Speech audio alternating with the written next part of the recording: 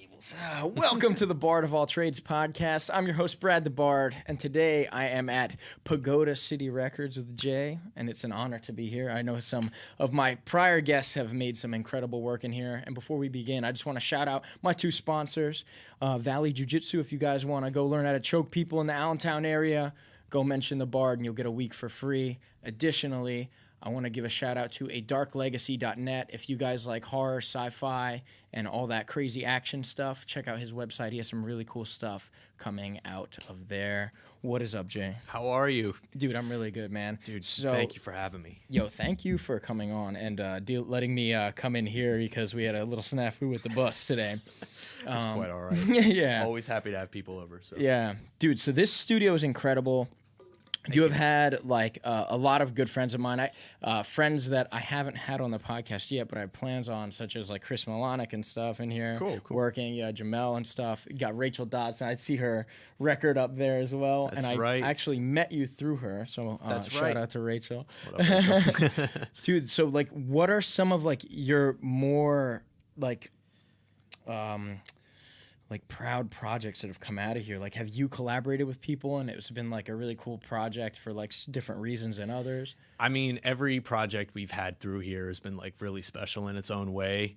I gotta say, I'll shout out to Josh Mitchell and Kobe Foy. He goes by Quasi, his artist name, because they were like the first people that I ever worked with, like in my own kind of brick and mortar establishment. So like I always think back to like there was like that first time when like literally I didn't even have cables run yet or anything. Like I was just trying my best to like have the studio put together and like nothing was in order at all. So like they really put up with a lot of crap on my end to get that together. But it was like I just think back to that a lot.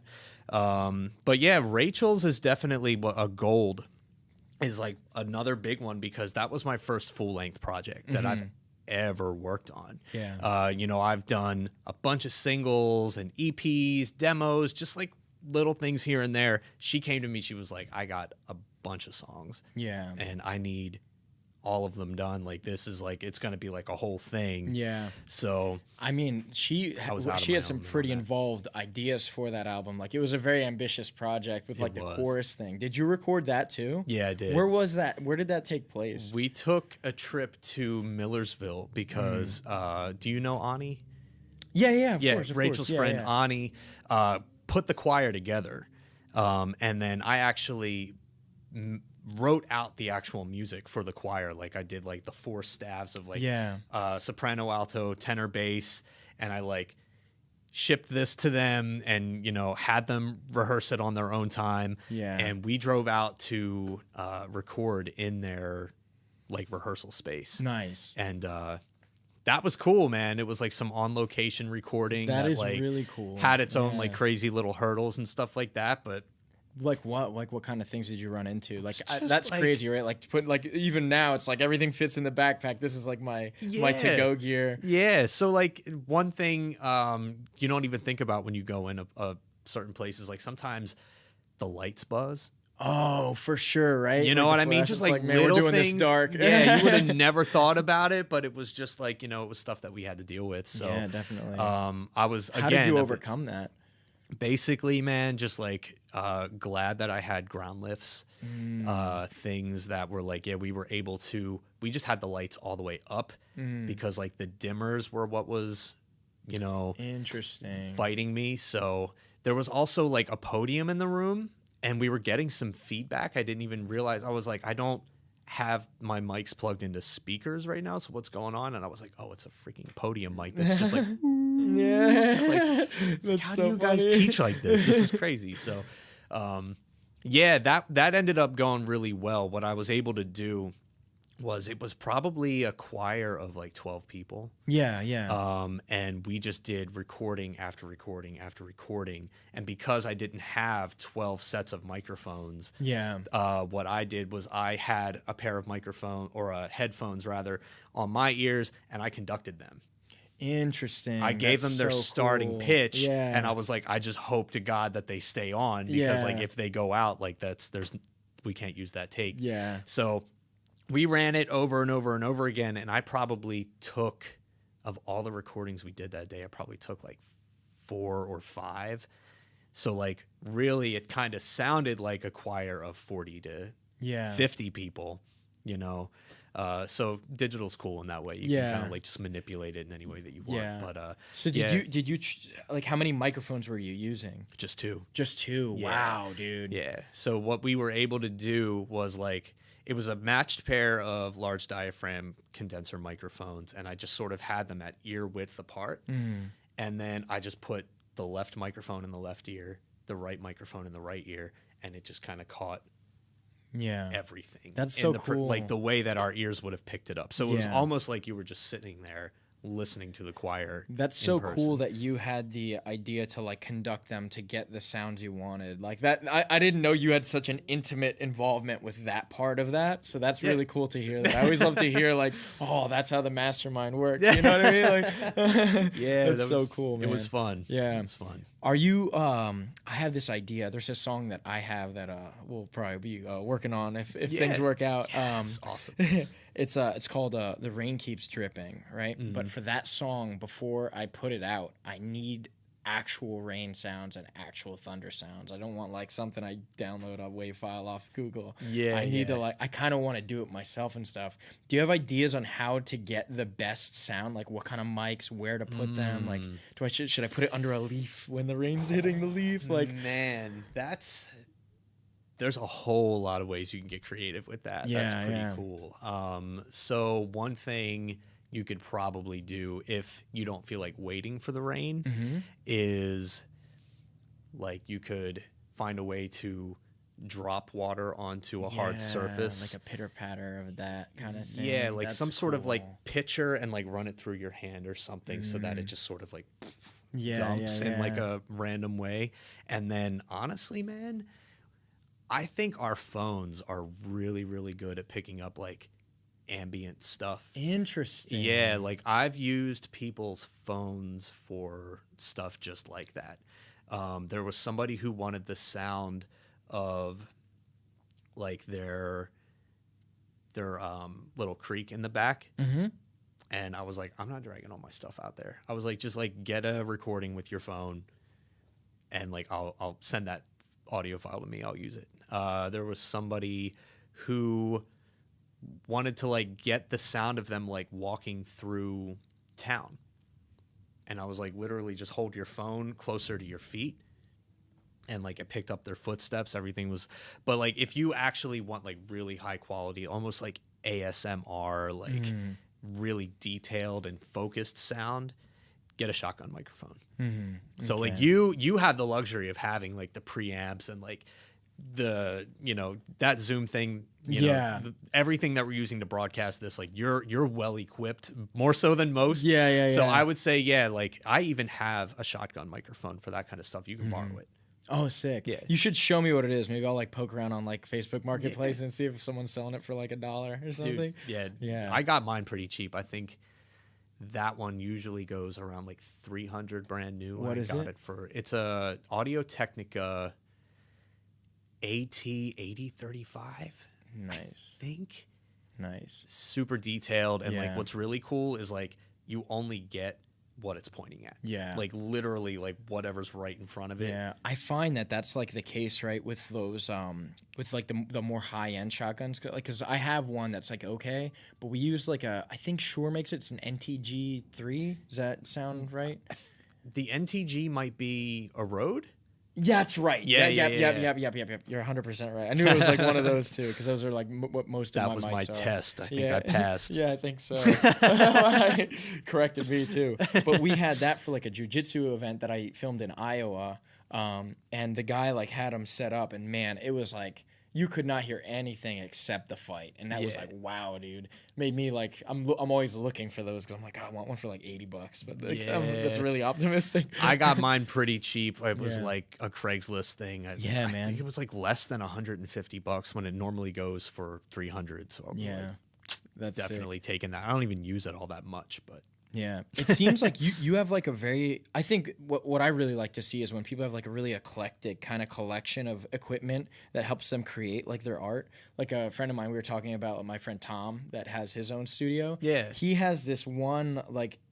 I don't know what the microphone is, but it looks like an SM57, and the face is broken off. And he said, "Dude, the sound I get on that when I put it on like an amp now is like I don't know what was there before that's not there now, and it's like an older mic, so it's like it's just the sound he wants, like it's perfect, and it's like I can't replicate that with my more expensive stuff. That's beautiful. It's so cool to see that stuff. You know? I love that. I love hearing that. Yeah. There's a little transformer in that microphone to protect it from phantom power. Oh, that's cool. There were people that were the way that you have to remove it because it's glued into the inside. There were people who literally boil the microphone to loosen the glue. They take the transformer out and they cut it out of the circuit. And they're like, as long as you're careful with it and you don't put phantom power on or anything like that, they're like, this makes the SM57 sound way more expensive than it actually is. That's crazy. So I've been kind of wanting to buy an SM57 to try that myself. Like, I kind of want to like do a video. If you do it, like maybe I'll find a cheap one. Let's do a video on like the process. That seems like an interesting thing to try. Absolutely, let's do it. I'm into that. Yeah, I like doing like DIY stuff with that all the time. Yeah. Just like while we're on the topic, there's something that I do like whenever I'm like at a Goodwill or like a thrift store and I see like a router there that's like not a complete like piece of crap. There's like a database that has like modified firmware that gives it more functionality than it otherwise would. Yeah. And I like to like hack those things and like put modified firmware on. I have a video on my YouTube channel with it, actually. That's awesome. It's so I'll have cool. to check that I out. love that stuff, man. Yeah. Man, we got a lot of people talking. I'm gonna get to the comments, but I'm enjoying your time too much right now. Yeah, Likewise. I love to like talk gear and stuff. So like, what are some of your favorite things to use? Like, what is something that maybe like a conventional studio wouldn't use, and you're just like, I really like this. I always use this because it feels right in the hand, kind of thing. Man, anybody who's worked with me knows that I love my gear. Like, yeah, for sure. I'm always on like the music websites, just like scrolling and just Yeah. like, what can I find? What can I get? So you're looking for something that's like unique and more like unconventional, What's the I J guess. thing? Yeah. Man, that is a really good question. I'm like looking around. Yeah, the take your time. Take your room time. right We got now. time. Let me look at these comments while you think about it. I mean, so actually, a weird thing that I do that I haven't seen anybody else do is going back to the shotgun microphone. Yeah. I actually will mic a hi-hat with the shotgun microphone Nice. because I feel like it gets me an isolated hi-hat. Yeah, that's which cool. sometimes you want, you know what I mean? Yeah. Like sometimes the overheads just don't get you the clarity of the hi-hat that you that want. makes sense. So, I mean, I've looked it up and there were a couple people on, on message boards who will like mention it in passing, but nobody has ever like done like a YouTube video on it. No professional has been like, I do this, you know what I mean? So like, it's just kind of something I've been doing. Yeah. And it's been working for me. Like it doesn't That's cool. happen to work out for every song. Yeah. But when I need it when it and it's belongs there, there, I'm yeah, so happy yeah. I did it. So That's cool. one thing for sure that I do every time now. Yeah. Well, what's like the conventional way to mic that versus like that shotgun method? Basically, no mic at all. Interesting. So You just get the overheads. exactly. Interesting. Normally, it's like 2 overheads, and like if you're Is really that what fancy, collects like the sound of all the cymbals? Generally, like that's the job of those. That's interesting. yeah, because not a everything drummer, I else have no is idea. it's all good. So everything else is like close mic'd. Yeah. You'll normally have like 2 microphones on a snare, 1 or 2 microphones on the kick, 1 microphone for every tom, and like what that does is it kind of sounds phasey with the cymbals. Like whatever your close miking sounds good, but like the cymbals just don't sound natural. Yeah. So it's kind of like an interesting balance that you have to strike because obviously the overheads are going to pick up the drums too. Yeah. So you kind of have to do it in a way to where everything just sounds natural. But like, yeah, it does pick up the cymbals in a natural way, which is why that's there. That's cool. So Is there a reason you opted to do this kit and not like a digital thing? I know we were kind of talking earlier about like myself right now. Like I'm looking to get one of those Line 6 Helixes because carrying an amp around is a pain, and I like to perform more than I like to do in-house stuff. Yeah. And that just seems like an easier thing. But there are some things, of course, like it's the reason I have the 12 string and I don't use an effect for that. You know? Yeah. Basically, the reason why I'm using this one is because this drum set has been in my family. Oh, that's cool. Sentimental value, 100%. Like this thing has been around since I was a young kid. Reason number 2, I'm stubborn. And I'm a purist. There are plenty of really good, alternatives to like if I wanted to use a plugin and program my drums, it would sound amazing. You know what I mean? But like I love the process, dude. I think it's probably my favorite part of recording is the like drums. Yeah, definitely. I'm not even like a drummer per se. Like I said, the drum set's been in my family, so I play it. I can hold my own on the kit, but like I'm not sitting there with a metronome practicing my 5/4 timing and like all that. You know what I mean? Like I don't know my rudiments or anything like that. So basically like I just love that like flexibility. I feel like the programming doesn't really offer you the creative flexibility of it. You know what I mean? I can make that snare drum sound however I want. You know what I mean? I can just turn a couple tuning lugs, boom, now it sounds like this, and I can make it amazing. I can make it crappy. I can I can actually fit it to the song that I'm working on. You can make like maybe like something that's more like kind of like Beatles-esque versus like some lo-fi kind of stuff with that. That's interesting. Do you think it's more expensive to do it this way versus buying like a really high-end like those wire mesh like digital drums? Like I've seen those before and they look really I don't know, but like I know regular drums are really expensive too, so I don't know what's I've seen the mesh ones probably go for like at least $1,000, don't they? Yeah, I imagine like the really more high end ones probably a lot more than that. Yeah. So I mean, if we're taking into account the drum set and the mics and hardware, cymbals, microphones, microphone preamps, we won't include the converter because you would need that anyway. We're probably looking at. I probably have spent.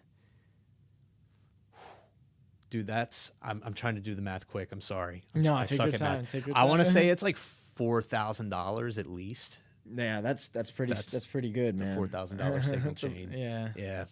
So I like the way you described it, signal chain. That's awesome. So yeah, I mean, it's just something I'm really passionate about. Like I wanted I don't know. I feel like as a musician, I'm not the most creative writer. You know what? I do write and I do like writing and I enjoy it, and it's something that like I've dabbled in here and there, but like when I really started getting involved on the other side of the glass, so to speak, like being on the production end of things and just kind of like working with things sonically rather than like how should I phrase this wording wise or whatever. Like I've just, that opened up a whole realm of creativity for me. Yeah. Like, I don't know if that's like left brain, right brain, whatever, but like that just like meshed with me. And like, like I dove in head first, you know what I mean? So like anything that might be technical and annoying and, I'm not bothering with it ever kind of thing to somebody else would be like, that's my playground. Yeah, that's awesome, man. Yeah. I really like to. I'm thinking about like some of the people I know that have like like I'll call them like basement studios versus like someone who appreciates like the organics of like different instruments and like different qualities of recording them like with different microphones and like mixing and matching from such a higher level. It's really cool to see like the differences. And I remember like I just recently installed Reaper, and I definitely want to talk about like what you're using and everything. But I remember reading this thing in this forum about like I think maybe I saw it on Reddit or something. It's like what do like big studio people like do people hate like the basement thing now that that's like becoming more popularized, like because everyone can just throw it on a laptop kind of thing. And a lot of like the big studio people are like, actually no, like it's awesome that there's more people doing it because that means more plugins. and stuff like that. You know what I mean? Yeah, like, absolutely. Like I want stuff that isn't out there, and these guys make it. You know what I mean? Yeah, definitely. I would say, like, I'm right along the lines with you. Like, I give people lessons on music production and stuff like That's that. awesome. Like, that's something that we do rather consistently. And yeah, because like it's just so much nicer working with somebody who knows what they want too. You know what I mean? Like, there's something about somebody who just knows how to record. They're like, oh yeah, I like the way my guitar cabinet sounds with this microphone or whatever. I'll be like, oh well, perfect, that's what you're gonna get. Like, I don't have to go through the does this work for you, what do you think about so they're asking really specific targeted questions. and like that makes my job easier. The other thing too is just like I love the accessibility. You know what I mean? Like, have you ever seen Dave Grohl's thing? Not Sound City, the Sound City. Oh, dude, yeah. I love that. I love much. Sound City too, dude. I cover that one from Can to Can't with Corey Taylor. I'm playing that tonight in the show tonight. Nice. Yeah, there's like one moment in that documentary that I do not like though, and please. That's when he was like, it's like one of the scenes where he's in his car and he just like, I don't even think he meant it that way. And I bet you if you were to question him on it now, he would like double back on it. But he like rolled his eyes and he was just like, well, like anybody can be an artist now. And I was like, good. Yeah. You know what I mean? Like, what do you mean anybody can be an artist now? Like, come on, Dave. Like, come on. Like, what the heck? So I just like, I know like Nirvana and them, like they grew up on like some really like thrashy, trashy kind of sounds. Yeah, you know what I the mean? It's grunge just like, that's, yeah, like, dude, I do wonder how like Nevermind would have come out if they were able to record it themselves. Like they might have like leaned into that even more. You know what I mean? Like that might have been like cool, but like who knows? But yeah, I like that anybody can do this in their home. And I just think like, you know, I'm not here to nickel and dime anybody. I'm not here to like, this is not like it has to be for profit. But like, I'm not here in the name of making a profit. I'm here to make music. You know what I mean? Some people need help and some people don't. You know what I mean? And like, I've also had people who like have tried to do it on their own. And they're like, this was just like a crappy investment for me because it turns out I don't want to do it. You know, like we get those people too. You definitely. Know? I've been there. Like I remember I started with like Cubase that, you know, Cubase is great. that I found on the internet or something. It was a free trial. We've all been there. Yeah, dude. And I was using like a Focusrite, like 2i2 back then. And dude, like, I remember like we made like a mic or whatever, like a vocal closet thing. We just like hung like to get to our basement, you had like this little landing, so we just hung blankets around the room, like beautiful. And dude, it just sounded so bad. Like we could never figure it out. Like I had no idea. Like I had no sonic qualities of understanding like what gain was or anything like that at the time. It was like, you know, like whatever John Petrucci was doing on his amp, I was trying to do on my amp, and like just that's it. Like that's all I could figure out. Dude. Like my effects sounded so bad back then and everything. John Petrucci, there's something in that man's hands where like it doesn't matter if you have the signature guitar with the Mesa Boogie amp, like you still like I can never sound like him. Yeah, it's crazy, dude. I have like an effect that's like inspired by his stuff, like on my Line 6 thing. It's like my favorite like lead patch. But there's one thing that he said that like I really oh man, I could go crazy on this. Like I just watch a lot of like videos with him back in the day, and like he's kind of like one of the things I figured out. But he does this thing where he puts the bass super low and brings treble super up, and that's how he gets like the low. He like his low chord, like his lower like low B, like kind of 7-string stuff. You hit it with that kind of thing, and it changes like the sonic quality and makes that stuff like bite more for like the djenty stuff. Super cool stuff. And I've been experimenting with some of that stuff, and I really like that sound. And like Dream Theater 2 like has a really full sound. Like Jordan Rudess and John Mayung, like they fill out that bottom end. You know that like he doesn't have to do anything with that lower frequency like that. That works out, I think, for that band and like for what he's doing for sure. Because like, dude, it's not very often I feel like they're not that kind of like kind of band. You know what I mean? So it's like when they have that there, it's with intention and it has its place in that song, but the song is a piece. You know what I mean? Yeah, 100%. That's super cool. Yeah, man, I could talk to you all day about this.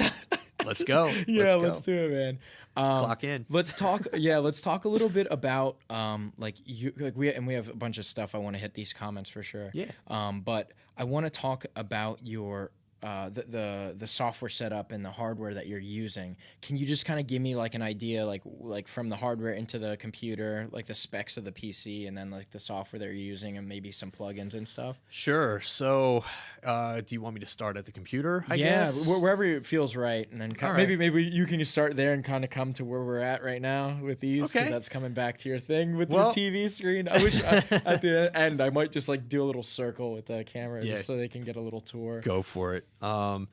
So actually, if I may, like there's a saying that one of my favorite engineers uses. His name is Kendall Osborne. I don't know if you've heard of him.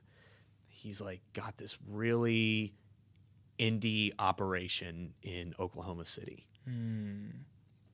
Why in Oklahoma City? I don't know. The dude could be anywhere, but anyway, he said on one of his interviews, he was like, the further away you get from the computer, the more important that thing is to getting a good sound. That's I was like, that's wild, because a lot of people put like a lot of money and a lot of thought into like, I need these really good plugins, and then I need these really good preamps, and I need these really good microphones. And it's like, well, yeah, like the preamp is definitely really important, but what is more important is the microphone that plugs into. And what's more important than the microphone that plugs into? The instrument. What's more important than the instrument is the player. Yeah, you know what I mean? It's just cool, dude. Yeah, so I love that. That's like one. So I'll go in opposite order. So like we have a mic closet. Obviously, because we're the instruments right now, right? Yeah. So instruments and the players.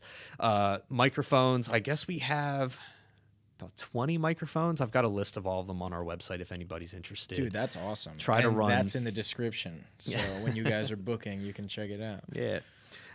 So we got a plethora of different sounds we can get with that. And then we've got preamps from, Focusrite, Audient, just some like higher end stuff that's not like, it's not like your multi-million-dollar studio preamp, but it's better than what you would get in like your Focusrite 2i2. Yeah. You would hear a difference. It's definitely a step up in quality. They're cleaner.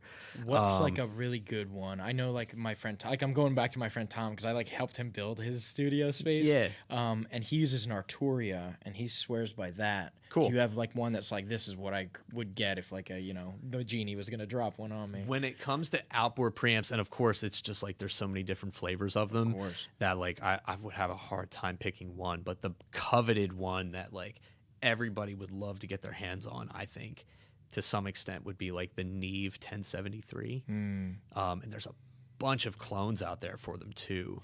What did they use in Sound City? That's a Neve board. That's the Neve. Yeah. I don't know if it's the 1073 board, but that was a Neve board. Yeah. Neve is, and that's analog. Yeah. So Rupert Neve, the guy who started Neve, at some point, I forget what year he did this, but he broke off from that and let that just, I guess, go on autopilot basically. And he started another company. Do you know what that company was? No. Focusrite. No way. Kid you not. So yeah, they started with something called the ISA series, and I have ISA preamps in there. They only made 4 ISA consoles because they quickly realized that was not going to be profitable for them to make consoles the way that Neve made consoles. Yeah. So they just started doing the ISA preamps, which sound amazing. A lot of really good records have been cut with ISA pre's. And after they got into the ISA preamps, that's when they broke into the audio interface industry and just blew that out of the water. Like everybody's got a Focusrite. Yeah. You know what I mean? Like that's the type you want to get if you're recording at home. You got to get the Focusrite. Yeah. I'll say this. I really like I use Reaper personally. Like I won't go on this too long, but I use like the Zoom stuff, man. Yeah. And man, it's like it's so nice having like that's basically like an all-in-one, right? Like I can Zoom's record phenomenal. on there. It's a mixer, and I use that. Like I'm gonna use that for my show later, and I'm also using it for my podcast as an audio interface. It's phenomenal, dude. And it does it all. And maybe it's not the best at every single one of those things, but man, it's just the controls are like once you figure out like the method behind the madness of how everything's laid out, it's pretty intuitive, man. Yeah. If I did more remote recording, I would go Zoom. Yeah. Legit. Like, Yeah. I mean, you can record at like, what's that, 192K refresh rate? Like that's, if you can get that, like your converter's good enough to, you know what I mean? Like, and Zoom has clean preamps and it's a solid product. Yeah. So if I did more remote stuff, I would invest in that and not break my back, bringing my whole crap in a car and all that stuff. But anyway, from there, our preamps go into a universal audio system. The Apollo is, you know, our converter and all that kind of stuff. It's not only just a converter, though. It's also like DSP.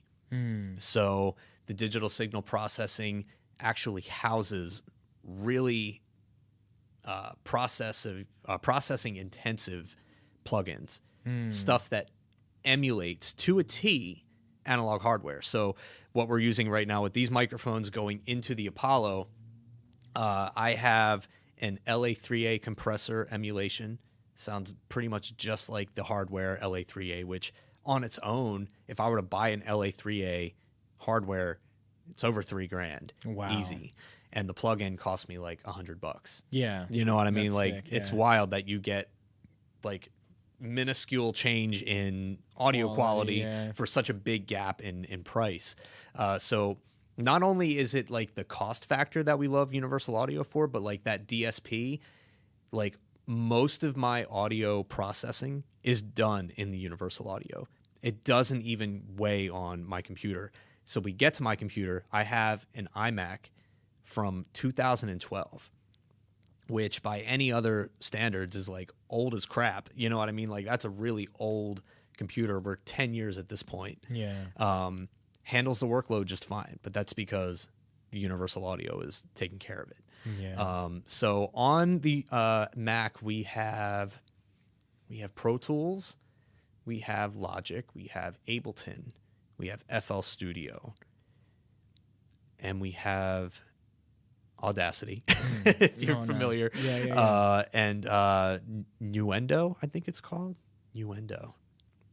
I would say my main weapon of choice is Logic. Yeah. Okay. 10,000%. Like I will pick that 9 out of 10 times. So what is Logic? Just because like I'm only just getting into like I know what like FL Studio is like in the beats and stuff you can make in that. And, Yeah. Like I know like of Ableton and like I know just there's so many things. Like what do you use like some of those things for like mainly? Basically, like I only have the other ones there in case somebody else wants to come in and like they've recorded at home and they're like, I've got an Ableton file. Can we pull this open and like work on it in Ableton? Like, yeah, sure. You know, like it's going to just be quick and easy because if I don't have that option there, they have to bounce down all their stems into WAV files and it's like this super annoying thing. So like, I mean, every DAW pretty much does the same exact thing. It's just a different interface. Okay. And a lot of people will try to like tell you that like the sound quality will be different between some. No, it's not. And if there is, my ear can't hear it. Yeah. And So, you've been around. I've been around. So, yeah, I mean, like you could technically record and mix and master an album in FL Studio. Interesting. Yeah. I think the workflow to get that done is god awful. I wouldn't recommend it. But if I want to make a beat, I think that like FL Studio is the main thing to use. Like there's just the structure of it is really good. Pro Tools is usually like really set out to just focus on mixing. You can produce and you can make a beat in Pro Tools. That would be like the worst mistake you've ever made in your life, in my opinion. I've seen people do it though. I've seen people make beats in Pro Tools. I don't know why, but you can. Logic I like because I'm sort of like an all-rounder that likes options. Yeah. Logic is also an all-rounder that likes options. Like, oh, that's cool. If That's I wanted to make a beat in Logic, I can do it and it's not going to suck. Yeah. If I want to mix in Logic, I can do it. It's not going to suck. Yeah. Also, a lot of people who make stuff like to use either Logic or GarageBand. And I can import a GarageBand file into Logic, no problem. Oh, that's sick. Yeah. Nice. So, like, that's cool too. Like, that's just the most flexible one. It's never let me down because it runs natively on Mac. It's just like no fuss. It just always works. It's great. Yeah. So that would be why Logic is my main one. There is a new one out called Luna, and that's specific to Universal Audio. And anybody who has the Universal Audio hardware just gets Luna for free. Nice. So, like, I've been toying with that. It's got its, I Yeah. think it just came out last year, so I think it's got its quirks about it, and it's got to get worked out a little bit more. But that's a good one too. Yeah. So yeah, if you're into getting like an Apollo thing, and you're Yeah. looking at what DAW should I get, I'd be like, don't buy a DAW, try Luna first because Yeah. you get it for free. Nice. So. That's sick. Yeah. Let me ask you this. So, do you have like a favorite like plugin for like specific things? Like, I'll say I am just getting into the world. Like I said, I just installed Reaper like a month ago, and Yeah. I'm finally like grabbing all the cell phone like voice notes like and Yeah. starting to putting them into an actual thing that I can like look at the pieces of instead of like. For a while I was putting them in my loop station, and then I'll just build layers that you can't separate. So it's just like, fuck, I gotta figure out the chords. How do I play that lead? Like, it's just so annoying. Right. But you'll lose it if you don't put it somewhere, Right. you know? Exactly. So it's cool to finally start doing that. But I just started. I looked at this drum one called MT Power Drum Kit. It's like a free one. Okay. And that one's pretty neat, but like I'm like very basic and like the ability to touch it and stuff. Are there like some like good stuff like that you're using that's like, dude, this is what I always use for like reverb or whatever? Well, when it comes to plugins, I gotta say again, I'm a snob. I admit it. I'm sorry, but like, dude, like the Universal Audio stuff. Yeah. Again, you can only run that stuff if you have the hardware. So like the plugins themselves are also very expensive as far as so plugins you have to go. pay for their plugins after you get their stuff. It comes with some, but if Yeah. you want more, yeah, I always premium want more. stuff. Yeah, of course. But like it all emulates analog stuff. You know what I mean? And I feel like it does that really, really well. So I would say like two we're using right now. The LA3A compressor, I feel like will work on just about anything. Yeah. So that gets used a lot, probably every session. And the Harrison EQ, that's the Harrison board that Quincy Jones used on all the stuff he worked with, like Michael Jackson and stuff like that. Like, that's just an amazing, versatile EQ. That's sick. I feel like I can get that thing to sound good on literally anything. But if we're going outside the Universal Audio realm, I think anything Fab Filter, yeah. Like they've got a really amazing EQ, a really amazing compressor, and a really good reverb. And that's really like, if you're making a record, those are the only three things that you need. You know what I mean? Like I would say like you could even do without the EQ and the compression and the reverb if, like, going back to what I was saying, Kendall Osborne said like the most important thing is the furthest thing away from the computer, right? If you found a way to mic something so that it didn't need EQ, if you had a player who was really good that didn't need compression, if you mic'd something in a way that like you caught the natural ambience of the room, you know what I mean? Like you wouldn't need that stuff at all. So that's something that I've been trying to get into as well, is like not needing to rely on the plugins so much, because that I think is going to be your best audio quality that you could ever get, you know, is like whatever you can get like analog per se. Right. Yeah. The less manipulating you have to do, even, you know, even without, you know, like even if I did have the analog gear, you know, if I did have that $5,000 Pultec EQ, you know what I mean? Like if I could get it right at the source and not need that Pultec EQ, that would be a better option 10 out of 10 times. So like that's where I'm trying to get with, like, you see there's a bunch of, well, the microphones aren't actually on it right now, but there's 4 drums and some cymbals. So theoretically, I should be able to mic this up with 4 or 5 microphones to capture everything. My most recent session, this had 12 microphones on it. Wow. Because I would have like one, like just for the kick drum, that had 3. So I had one microphone inside the kick, one on the outside towards us, and one on the outside towards the drummer.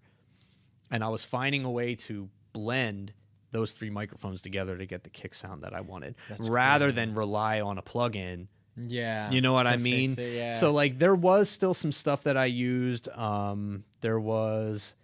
I actually didn't need any reverb for the kit because I threw the overheads in a figure 8 pattern, and we have a tall ceiling in here. So like that just got the really like we didn't really treat the ceiling. So didn't like in the Sound City thing, like in Dave Grohl's like new studio, I can't remember what it's called, but I know like it was pretty spacious around the drums.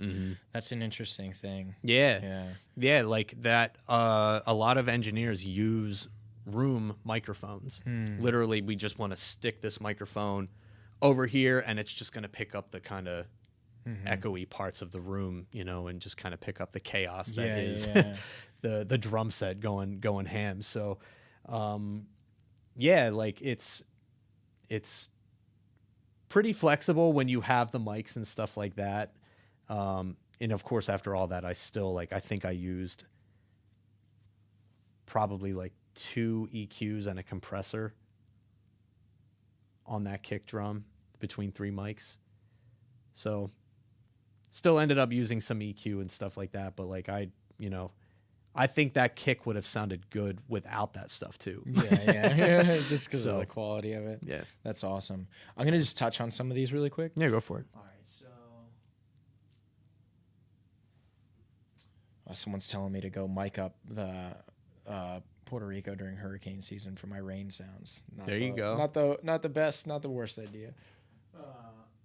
We got limited time Roman in the house. Another guy that's going to be doing some recording here. What's up, my Nick? man Nick Roman from Regular Car Reviews. Dude, Nick love looks that like guy. he's doing some editing right now, and he wants to know from Jay.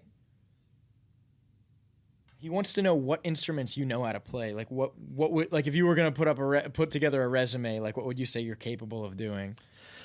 In order of really good at it to really crappy at it, I would say guitar. Well, actually, no, we'll say like singing. I like to sing. Awesome. And that's where I'm like the most comfortable, I think. Yeah. Then guitar. Yeah. Bass technically, but like I don't know, like I can try to think like a bassist. Yeah, you know what I mean? yeah. You kind of have to think like a bassist. You can't have the like I'm gonna play The guitar guitar on this stuff, 4-string thing. You can't like that. Yeah. Never works as well as guitarists think that it will. So I would say bass, drums, saxophone, piano. Sax. Yeah. Sax was my first instrument. The saxy man over here. Yeah. That's pretty sick, dude. Yeah, 4th grade, I picked that up. I was in the band. I was Yeah. in the band from 4th grade all the way up through marching band in high school, and then I marched my first year of college, and then after that, I was like, nah. Yeah, that's This cool. has run its course with This me. has I'm run never its doing it course. again. That's funny. Yeah. Oh man, you like there's a lot of sax memes out there. Yeah. Yep. I'm familiar. Yeah, I'm sure.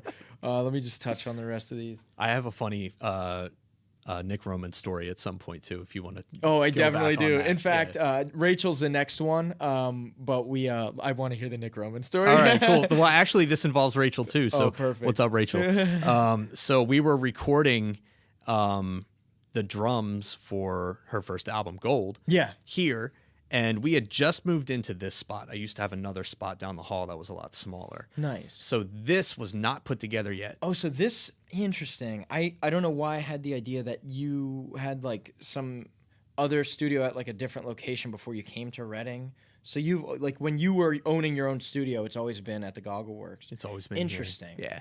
Before that, I was working like just doing remote stuff. Nice. I literally went to people's houses and recorded them there. Nice. So Yeah, this was my first brick and mortar establishment, I guess, operation. So we had just moved out of the older, smaller studio into here. Again, cables everywhere. That door wasn't even there between the engineering room and here. So like whenever anybody was recording, we had to be really quiet. Oh, wow. And like, we were recording drums here. First time recording drums for an entire album like this. I forget how many tracks are on Gold. Rachel's probably going to kill me for even not even remembering, but I couldn't even tell you why. But like I'm going back and forth between these two rooms. I'm like changing the way that microphones are positioned, and like we had multiple drummers here for this thing. There were just like complication after complication. I'm having a tough time, and for some reason Rachel invited a bunch of people to this thing to just like hang out and watch all this. Nick was one of the people that came through to watch, and like we ran out of seats. And like at one point, Nick, great guy, man. Oh my gosh. This cracks me up thinking about this. He saw that I had a new rug that needed to be like, it was still rolled up. So he like unrolled it and he laid down on it to help flatten it out. Yeah. And me in my state of like tunnel vision, like get the drums recorded kind of thing. I turn around in my chair and I get up and like, there's Nick, like just right there. And I like almost stepped on his neck. Like literally I almost stepped on his neck. And like, this is where I feel really, really bad in the story was like, instead of addressing it, I was like so focused on what I was doing. The way that I responded to him being like me almost killing him was like, I was like, no. And so like, I just like moved on, and he was like, you know, he was apologetic and all this other stuff. And like, I should have been the one, like I was so focused on what I was doing. You know what I mean? When you're overwhelmed, like I got a story too. I'm going to tell after you. Yeah. And like, I'm the type of person to think about something later on. Like I'm laying down in bed later on that night and I'm just like going through the day and I'm like, oh my God, I almost killed Nick Roman. And like, and I didn't even say, I'm sorry. Like, I didn't even apologize. I was just like, wow, like, what the heck was I even thinking? Like, it's just one of those not now, chief, I'm in the zone kind of things. I was like, the dude was just trying to do me a favor. You know what I mean? There's no room in my studio. I should have had a seat for him. Like, I was thinking about, like, 100%. All these things. I was like, this guy is going to hate me. Like, dude, he's probably at home being like, that freaking guy, man. Like, I can't even believe... Like, I didn't even get, like, a quick, I'm sorry about that. Are you okay? Like, none of that, man. I was a total jerk to him. So, Nick, I'm so sorry, and I'm glad we're still friends. Thanks for still coming to work with me. I'm really flattered and just... Dude, I got one. So, early podcast days, like, I just had started, like, doing it in the bus well before I had, like, Rachel on and Nick and stuff. This was, like, early first, like, 15 episodes. And it's a super hot day. I have the air conditioner plugged into like the warehouse that we're at and like a circuit trips. So it's just super hot in my bus. I'm like shirtless because I'm sweating bullets. My guest is like on his way and everything's going wrong. And he just shows up and I'm like, I'm just a mess. And I'm like, oh God, just sit down. I gotta like do all these things. And I look like it's ridiculous. I must look like Doc Brown to like the first time Marty McFly met him or something. Like I just look ridiculous. And he's like, do you want me to like go to the gas station and get water? Like you don't have water here. I want to go get some water. And I'm like, yeah. And he leaves and I'm like, dude, he's definitely not coming back, dude. Like he's probably going to flake on me. Yeah. And he comes back. It's my friend Eric Naples. I love this guy. Okay. He comes back, brings me a water. And I'm like, I fucking love you, man. Yeah. So like, I'm really good friends with him and his girlfriend. They were super cool with like, how much of a wreck. That was the first podcast I ever did where I didn't wear a hat. And I was wearing like funny hats every time. Yeah. Like, in the early stages. Yeah. I had like a sombrero and then like a cowboy hat. Nice. Nice. But yeah, that like sometimes you just need cool people around to like understand like it looks like you're having a stressful time. Yeah. Yeah, dude. I understand. Seriously, when you're getting something started, like the only thing that you really need is grace. Yes. Like that's just grace and patience is what you need 10 out of 10 times. It's just absolutely. Like, it's freaking wild to me. Let me, I'm going to read these go questions for it. Here. All right. She's one of the best people humble. Oh, Jay wow. likes his gear more than he likes most people. Was that Rachel that said that? Yeah. It's true. Okay, so we have I think it's hard to read the name. I'm pretty sure that's Rachel there. She has a question. Mm-hmm. Besides talent, what do you look for most in artists that you're going to record with? Aside from talent, like what is a quality that you're looking for? Money. No, I'm kidding. Yeah. Let's go. we keep our rates like super reasonable here, and like I just know like it's tough to make music. Like I just want to address it really quick. I never had a studio that I could afford going to growing up. You know what I mean? So like I definitely want to stress that I am kidding. I'm not in this for the money. Like I really yeah. So what I genuinely look for in an artist is just like I am drawn to people who are unapologetically themselves. I am like really like I'm very drawn to people who are just like, this is me, take it or leave it. You know what I mean? Just like I feel like that's what makes a really good artist. I think so too. You know what I mean? And like that doesn't always jive with me personally.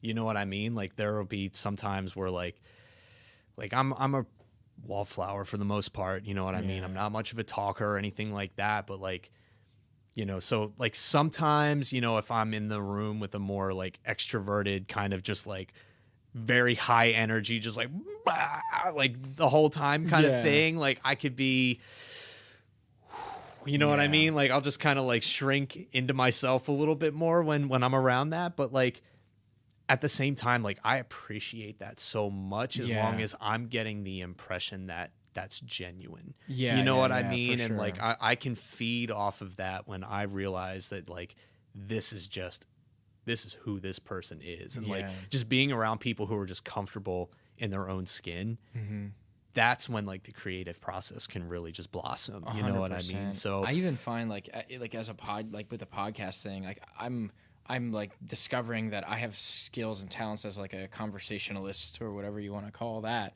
But man, like it is so draining, like mentally draining when you're like in a room full of people who are like, oh, small talk, how's the weather? And it's just like, God, there's like nothing to actually talk about. Like none of these people are interesting at all. Yeah. Like, I'll bet they all have like some crazy like Star Wars collection in their basement or something. They just don't want to talk about it. I hear you. Yeah, but 100%. That was a great question, Rachel. We got a lot of comments coming through. This will be the segment where we just interact with the crowd here. Sounds good. What up, everybody? All right, so here we go. Dude, don't even think twice about it. We're 100% good or 1,000% good, Nick Rogan says.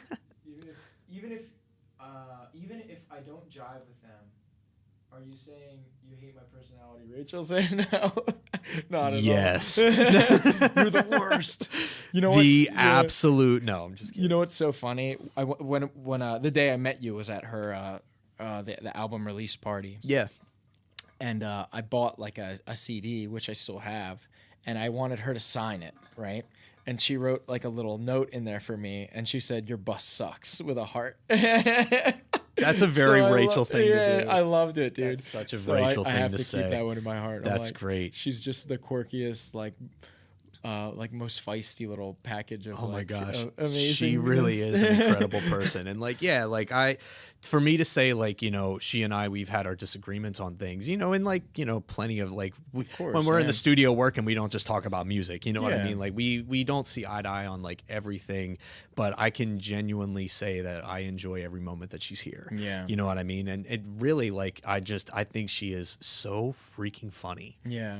And I don't know how that translates to other people. Like, I think she's just like some of the stuff that she says. She's just like what you said, like unapologetically herself. Yeah, and I love that. I absolutely adore that. So she's just great. Yeah. She really is. I love having her through here. I love working with her. I love talking with her. The day that I met her, I brought her through for an after hours project video. And there's like, the exchanging of, hellos and like small pleasantries or anything like that. When you first see somebody, we were down in the lobby of the Goggle Works.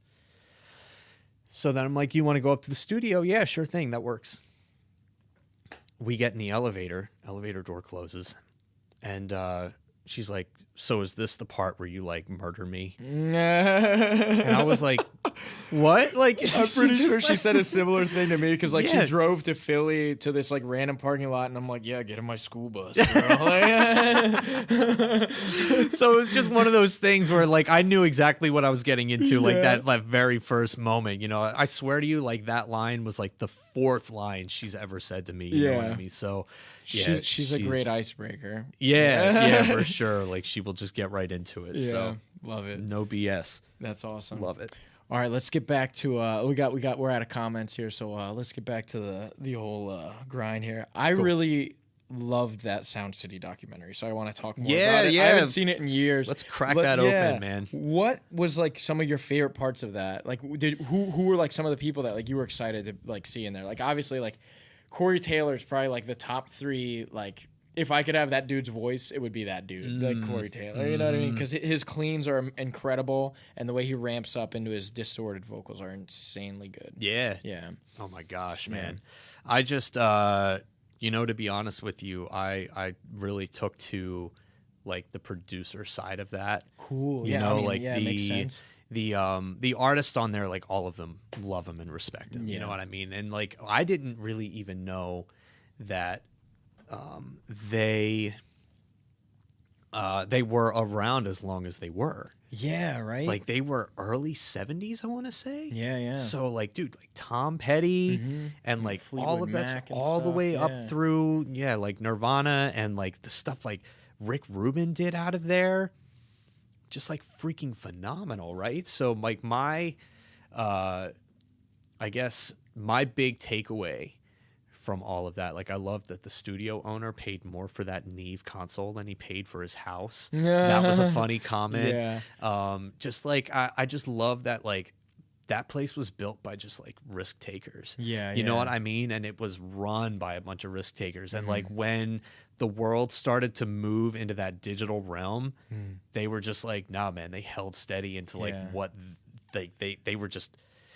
Yeah, they just held it down. You know what I mean? They just and they invested fully into their dreams and stuff. Yeah, it's interesting. A friend of mine. I just want to throw this out there. I'll let you continue, but it just reminds me of a good friend of mine, Johnny Hooves, from my Discord server, threw a quote out there. We were talking about some cryptocurrency stuff. Yeah, and he said, "If the investment is not making you nervous, it's not a life-changing investment."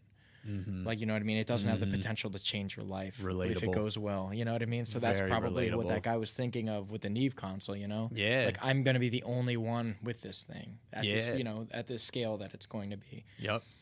So. Yep, that's so true. So, yeah, that's definitely relatable when it comes to, like, when I opened this up here. It was, like, the night before I was, like, going to sign that lease. I was like, what am I actually doing? You know, what am I getting myself into here? This is ridiculous. Like, so...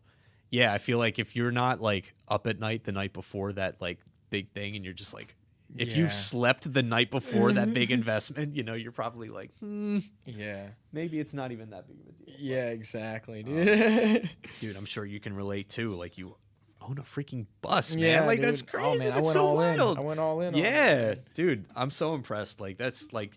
I'm sad we didn't get to record on the bus. We'll do like, another one. Yeah. Like just being in there, I was like, this is so dope. It's so cool. Love what you've done with it. Yeah. It's a vibe. Yeah, dude. I appreciate that. Oh, dude, I just got an idea for this project. The idea that I mentioned to you earlier for the video part of it. And man, you guys are in for a treat once the after show for this one comes out. I'm just gonna say that. I'm gonna spare no cost and effort on that. But yeah, man, let's talk a little bit about like the people that you've had in here, right? Like, so who have you had in? Like, let's talk about like this year, right? So it's like 2021 right now. Like in the last like 6 months, like who have you had in here? What have you been working on lately? Cool. So lately. It's been a mixed bag. There's 2 engineers here. There's me and there's Jeff Cabreja. Jeff is freaking phenomenal. phenomenal. Like, I love having him here. Like, he's just like a really, dude, he's just a bright beam of white light. Yeah. Like, he is just like the most positive, warming energy. Like, I love having him here, and he's so good at what he does. He's an artist himself, rapper, singer, producer. Nice. So like, he's self-made. He's done like all of his own records himself, and like his stuff just sounded so good. I was like asking him one day, like, where do you record? He's like, my bedroom. Yeah. So I was like, really? I was like, are you like looking to engineer for other people? Because, dude, this sounds amazing. This is phenomenal. So we ended up working stuff out. Like, any rapper or like R&B singer that wants to come through, I usually will get Jeff first. Like, I will point them in Jeff's direction. I'm like, I can do this. But like, he's the one. Jeff just like, he nails that sound every single time. I would say like 80 to 90% of what we do is like rap music. Mm-hmm. And I mean, it's I think like a symptom of the area too. Yeah, it's definitely like there's a lot around here, and they're all so good. Yeah, for sure. Oh my God, they're all amazing. Like, my one wish for this city is just like, I need it to blow up for all of to them. be a hip hop mecca. Yeah, and like, it can, and I think it will. It certainly should. And like, I mean, I work with rappers too, especially if Jeff isn't available. Like, I needed, I needed two of us, to handle all of the rap that we have coming through. Yeah. But yeah, anytime I can get a rapper to work with Jeff, like, I'm definitely trying to push that. He's super talented. So yeah, we've had a bunch of rappers come through. It would take me forever to name all of them in the last 6 months. But this studio is absolutely built on rap. I'm grateful for that. But then there's been a couple other bands too. Actually, a band who I know the bassist's name, because that's the guy who I've worked with closely, and I don't know the band name. Like, they never mentioned it. They never actually even mentioned it. It's a trio of like, I want to say like, dude, it's kind of like 90s-esque, but like also like something reminded me of like Yellow Card a little bit. Cool. Like, it was. They have like a violin in there. No violin. It was just a trio. The but flavor. you just like, I was just like, dude, there's some really like interesting vibes. But like the majority I got was like late 90s, early 2000s, like alt rock trio. Yeah. They were amazing. They're trying to submit one song to like some sort of compilation album that's getting put out by a local label in Westchester, I think. So hopefully they get accepted into that, and like that gets to get featured on there. Rachel Dodson is just finished up all of the nitty gritty of her album. We're mostly into mixing. There's a couple things we'll have to record later on, but so like that just finished up. That was really great. I had to mix it was like this thing, like this choir ensemble wanted to do a remote thing because like COVID this year, they're not going to be able to have a Christmas concert. I mixed, dude, they had, I kid you not, like 100 tracks. Wow. Everybody recorded either on their phone or their laptop, and they sent that to me. I had to line everything up. I had to How many people? Dude, it literally was like close to 100 people. Oh my, and 100 tracks? Yeah, like Jeez, it was like dude. a choir's worth of people. There was a trumpet player and like trombones, tubas, percussionists, like drummer, like snare drummers. There was a bass drummer, and like everybody just recorded what they could at home and they emailed it to me.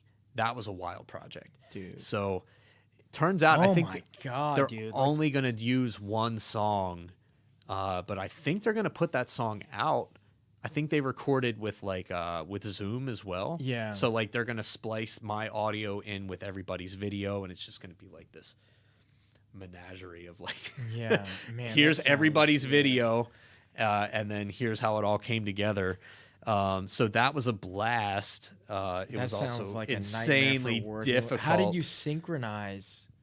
Did you have everyone like, oh my God, dude, I don't even want to know. Never mind. I don't know if they performed to a click track That's or if what I'm they saying, performed to yeah. the video of somebody conducting, but it all lined up. That's crazy. All I I'm had to curious do- about how that worked. Yeah, That's crazy. all I had to do was get that first note lined up, and then once It all of that worked. was just like, everything was perfect. So That's cool. they had their act They had it together on figured their out, end, yeah. thankfully. That's good. So it wasn't too annoying, but yeah, definitely. I've never done anything like that Yeah, before. that would have been the first thing I would have said. I would have been like, "Oh no, you guys, Yeah, this is yeah. how we need to do this. There's no alternative." Like Right, this. right. Oh my God, what a So nightmare that could have been. That'll be out for Christmas time. That's sick. There was a band of high school students that just came in. They are freaking amazing. They actually didn't have a band name before they started recording, but by the end of the project, I think their name is Heads in Motion now. So Heads in Motion, they just released their first album, and they're like, they're kind of like hard rock. I'd say like their main influence is like Chili Peppers. Oh, okay. So yeah. like, dude, this kid who is like the lead guitarist, like total shredder, like awesome player. They're all awesome. The drummer's just freaking phenomenal. Like you wouldn't believe they were like 17, 18 years old. They're Well, you're a fan. yeah, I don't know what's going on there. We don't have a session scheduled for today. The one guitarist who just like totally shreds, actually Jeff does have to come in here in 10 minutes Yeah, for a that's cool. class. Crap, I can't believe it's 4:00 already. I'm so sorry Yeah. about that. No, it's okay. But yeah, so what was I gonna say? Oh yeah, I asked him, dude, you must have been playing guitar like your whole life. You're so Yeah. good. He's like 2 years. That's crazy. Dang. So dude. like I think there's a lot of like good things great coming from resources them. out there on YouTube, man. Yeah, for real. There's been some other bands that have come through in the past 6 months. There's been like, but like I'd say probably my favorite project, man. We've never done anything like this before. Is a student-run record label, and we got together with a bunch of kids from the city, mostly I'd say 9th grade to 12th grade. And these guys, like, they came in, there was like a group of 10 of them. And I was basically just here to answer questions if they had them. They fell into roles, man. This one kid's like, I'm a producer. He's in one thing making beats. Had some other kids are like, we're artists, we're rappers, we're singers. They start like collaborating and like music just starts getting made. Literally, like, I don't even have to say anything. They're just like, boom. All of a sudden, there's 8 tracks. There's an album. There's an album with 8 songs on it. That's so And cool, we're going to put dude. that out really soon. I was there to like help them with like, this is how you would mic something. This is how you would, this is how I would mix this kind of thing. But like they did everything. And the album sounds amazing, you know? So that's something I got to shout out Reading Musical Foundation and the Goggle Works because like they funded that program. Wow. And I hope that we do this year after year. Like if we can do this every summer, like I could almost literally like do nothing else with my life. Like, Yeah. because that was just so cool to see the students in there doing Yeah. that. And like, dude, when you hear this album, when it comes out, like, It's you'll gonna just slap. know it. Like, you'll know it. Like, these guys Yeah. are like, it was a completely organic thing that was just phenomenal. So I would say we have like 15 to 20 more minutes if you Yeah, wanna. no, that's cool. That's cool. We can Yeah. definitely start wrapping it up and stuff. Yeah, man, that's a really cool project, man. I just remember like in high school, that's when I started like playing guitar. Really, it was like Guitar Hero. You know, what I mean? Yeah, of Inspired course, rap. of course. I'm just thinking, man, these kids with like have that skill and the motivation with the resources, man. They have nothing but time right now, man. This is the True. time that they're gonna start building. It's so cool what like the internet for them is way different than what it was for like us. Yo, and that whole Facebook shutdown thing, Oh, man, like man. that had me wishing, like it had me thinking about MySpace. Were you thinking Yeah. about MySpace when that happened? Because I was just like, dude, I- MySpace yeah. would have never done this to us. Like, For sure. Dude, I actually I don't keep social media on my phone. So I was actually in Puerto Rico when that happened. I was already away. I left my laptop and stuff at home. I just kept my regular cell Beautiful. phone. You're an inspiration, Yeah, dude. dude. Seriously, that's amazing. Yeah, if there's one thing I can impart on people, it's just dude, isolate your social media from your life. Yes. And it will Yes. feel like you're taking poison out of your life. Yeah, I need to get on that for sure. Yeah. I need to do better. Yeah. So Well, let me mention something because I wanted you reminded me from two things you said. So you had the Christmas thing you said, and some other challenge thing for those Westchester guys. I'm doing a music challenge where you can win a launch pad, and it's a video. Ooh. I'll have to drop in my description. You should try out for it. So I have I don't know, 45-second, 1 minute jam track. Yeah. And you just have to make an accompaniment. Okay. And and then post it on YouTube, and that's your entry. Yes. You can win a launch pad. All right. So, I might go a little over the top. Yeah, you'll probably win. It's pretty crazy. I got that idea because I have a Kiesel. Oh, when I leave, I gotta show you my Kiesel. The 7-string. You gotta see that thing in person. It's beautiful. But yeah, they have solo contests every year, and I try to do them, and I never win because I'm not a god. Some of these Asian dudes are just oh my gosh, man! I hated going into Guitar Center or Sam Ash back in the day. I would always be I'm gonna pick a guitar off the wall, and I'm gonna play the newest thing that I just learned, and I'm gonna be the best player in there today. I'm gonna freaking kill it. And then there would always, without fail, there would either be this young kid or this super old dude who would walk up next to me and not even pay attention to the fact that I was there and just out shred me with, and I'm man, oh my gosh, it's just dude, I remember I have a story from Guitar Center, dude. I remember I remember this one time I had there was a dude playing Crazy Train or something, and he was butchering it. So I picked up a guitar and I played it right. Yeah. Louder than him. Yeah. So rude. Yep. I was probably that other guy. Yeah. So bad. I was over there in the other corner man, I freaking suck. That's funny, man. Who is this guy showing me real? Oh, man. But then other people had done that to me, and I'm damn it. I know. Dude, there's always someone out there who can just do stuff. For sure. I want to. I'm music and jiu-jitsu made me such a humble guy over the years. Yeah, dude. The way that I process it initially is that person is better than me. You know what I mean? There's always somebody out there better than me. But what I've been getting in the habit of saying is that person is just different from me.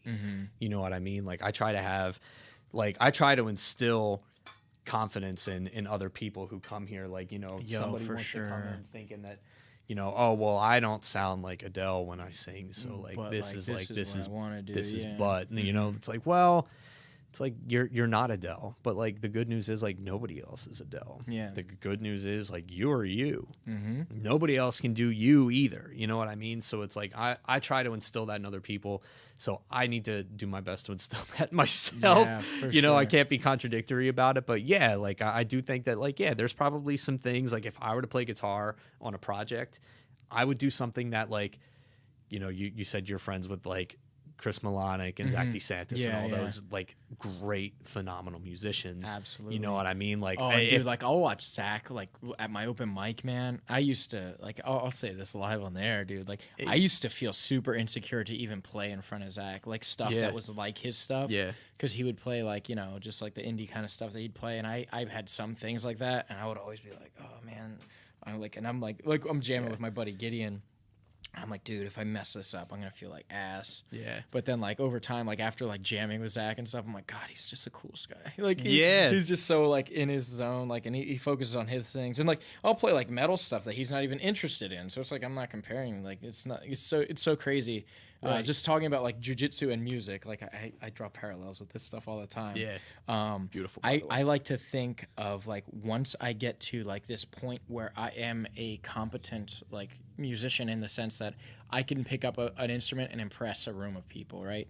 Or I can walk into a room and pretty much beat everybody up. You know what I mean? Yeah. It's the same thing where once you get to that stage, after that, once you're at that level, because that's a pretty obvious level, right? The competence level, there are just tributaries. You choose which river you want to go down. Right. You know what I mean? Right. You get to choose, like, all right, now that I can play, like, I know how keys work and I know, like, where to go and all these things, I'm just going to be good at shredding. I'm just going to be good at doing, like, nice accompaniment stuff. I'm going to do really cool ambient stuff that's, like, volume swell stuff, you know? And that's kind of where I've been going lately. Like, I used to want to be like, oh, trivium, like, oh, Matt Havey, blah, blah, blah, Yeah, yeah. And then now it's just like, oh, dude, I just want the perfect noise to happen right here. And I just, like, swell into it with, like, a big, oh. Like, Yeah. oh, that's, like, my favorite stuff Yes, anymore. sir. I love that stuff, Yeah. too. Yeah, truth be told, you know, that, like, very progressive metal, like, man, we mentioned Dream Theater, Yeah. Symphony X, dude, like, freaking, like, shredders, like, in Fear Factory, Megadeth, like, any band that just has, like, an insane guitarist, like, that's why I picked up guitar to begin with. Yeah. You know what I mean? And I wouldn't even say that's, like, my primary music that I listen to anymore. It's definitely not what I try to play anymore. Yeah. You know what I mean? But, like, because I just, like, I woke up one day and was just like, I will never be John Petrucci. It's just never going to happen. Yeah. Like, my hands just don't Do that. do it like that, you know? But, like, I have my own thing. Have you played You a know? signature model? The Petrucci one? Yeah. I have The not. Music Man? Dude, I will say this. Like, I have my Kiesel. There's something about that guitar. When I played it, I felt like I couldn't keep up with the guitar. It demanded more speed out of me. I don't know why or how. Wild. And I've talked to, like, another, like the guitarist I respect the most in the world is, like, Ethan McKenna from Black Crown Initiate. Okay, He used yeah. to be my guitar teacher. Yeah. And, dude, like, even he's like, yeah, actually, like, there's something about that guitar that demands, like, speed out of it. I don't know what the hell it is, dude. John Petrucci blessed it. Like, Yeah, he's for sure. at the He, like, Music Man kisses each one factory. at He's the- just like, like doing like next, you know, Yeah, Next. 100%, dude. next. It's just like, oh my gosh. That's why they're so expensive. Yeah. Oh my But god. yeah. So I'll ask like one or two more questions because I know we gotta bust out of here. But I want to know like who are some like producers and stuff that you look up to, like any studios that like you look up to and why? Wow. That's a loaded question. So we already mentioned Kendall Osborne, huge into that, and like really he just like he gets a sound that I feel like nobody else can. It's really unique, and like he's not producing anybody that you've like heard on the radio or anything like that, but it's just like it's its own thing. Yeah. You know what I mean? It's just so unique, and I strive for that here. You know what I mean? I want Yeah. Reading to have its own unique thing. Yeah. I want more than anything, I want this studio to be a community. Yeah. You know what I mean? Oh, that's so powerful. Like I man. want that to be like I want just like in Sound City. Mm-hmm. You know? Freaking Tom Petty was walking in one day, Rick Rubin was working with Johnny Cash, and now all of a sudden Johnny Cash is playing with Tom Petty. You know what I mean? It's just because they were in the building together at the same time, and then that Johnny Cash record sounds freaking amazing, and it, like who knows, they probably wouldn't have had that extra sparkle and oomph if Tom Petty had not been there. You know what I mean? Absolutely, like I want man. that here. You know what I mean? I strive for that here. I want somebody like literally somebody's about to walk in here, you know, in about 5 to 10 minutes. You know what I mean? And like you're gonna get to meet that person. You know what I mean? It's just like who knows what dude. that could cause. You That's know, like literally been my life with the journey, the podcast journey, man. It's just Yeah. like I'm very just open to meeting new people and everything. And Yeah. if you Have to be. let the universe give you gifts, it will continue to give you more. you know? Right. Absolutely. Amen to Yeah. that. And so, yeah, like I tend to shy away from people who have like the elitist mentality of like, you know what I mean? It's just like, we're here to just commune. You I know, feel we're- like our generation filtered that out from the last one, and I'm hoping it doesn't skip a generation. Like, for the Yeah, kids, because I yeah. feel like social media, like as at a young age, might poison you to be that way. But I definitely like I had this conversation with my dad recently. He's like, "Oh, you should come jam with me and my friends." I'm like, I'll be honest, like I've been like I'm at the point now where like I'm a musician who's competent, and I don't have an ego. I know what I'm capable of, and when people are good at this, I'm like, all right, that's cool. Like you do different things. Right. It's not better. It's different. Yeah. And I told like him, I'm like, I don't really want to go because people that I meet that are in that like age group, I don't, like, or whatever I said at the time. I think I said something more specific, but I just said like they're very egotistical, and I just don't enjoy being around that. It's judgy. It's judgy, and it keeps people from being organic with what they want to like make. Like if I jam with someone like you or like any of these other guys, I remember like when I did my first recording with Nick Roman's thing, like I was like, yo, what do you think of this like craziness? He's like, oh, that's kind of cool, whatever. Let's do it. Like it's just like, do you like you took time to think that that's good, it must be good, you know?